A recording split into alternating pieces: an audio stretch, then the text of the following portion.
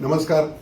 आपल्या सर्वांचे सतशः आभार की आपण ज्ञानेश्वर माऊलींच्या आणि तुकाराम महाराजांच्या पालखीच्या आगमनाच्या दिवशी वाहतूक पोलिसांना खूप चांगली मदत केली. चांगल्या पद्धतीने डायव्हर्जन झालं, ज्यामुळे आगमन सोहळा हा खूप उत्तम अशा पद्धतीने झाला. आता 11 तारीख ज्यावेळेला पालखीचं प्रस्थान पुण्यामधून होणार आहे, याच्यासाठी वाहतुकीमध्ये काय बदल असतील याची माहिती मी थोडक्यात देतो.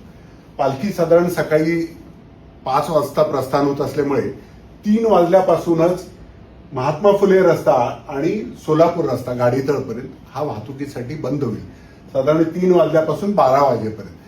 यानंतर हळूहळू जशी पालखी पुढे जाईल तसे मागचे रस्ते तत्काळ उघडले जातील. पालखी गाडीतळावरती गेल्यानंतर ज्ञानेश्वर माऊलीची पालखी सासवडच्या दिशेने जाणार आहे आणि तुकाराम महाराजांची पालखी पुढे सोलापूर रस्त्याने पुढे जाणार आहे. तर गाडीतळापासून पुढे जाणारे रस्ते हे साधारण सकाळी 7 वाजल्यापासून ते रात्री 10 वाजेपर्यंत सासवड रोड पूर्ण वाहतुकीला बंद असेल आणि सोलापूर रस्ता सुद्धा रात्री 10 वाजेपर्यंत बंद असेल.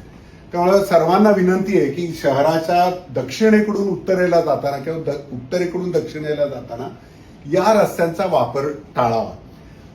याबरोबरच ज्यांना सासवडला जायचं आहे त्यांनी बॉबदे घाटातून किंवा मग कात्रज बोगद्यातून पुढे सासवडच्या दिशेने आपण जाऊ शकता. मागून कुठले रस्ते ओपन होत आहेत याची जर आपल्याला माहिती हवी असेल तर आपण आमचं वेबपेज diversion.punepolice.gov.in या वेबपेजवर गेला तर आपल्याला पालखीचं लोकेशन तर कळेलच, पण याच्याबरोबर रस्ते कुठले खुललेले आहेत याची सुद्धा माहिती इत्यंभूत अशी कळेल.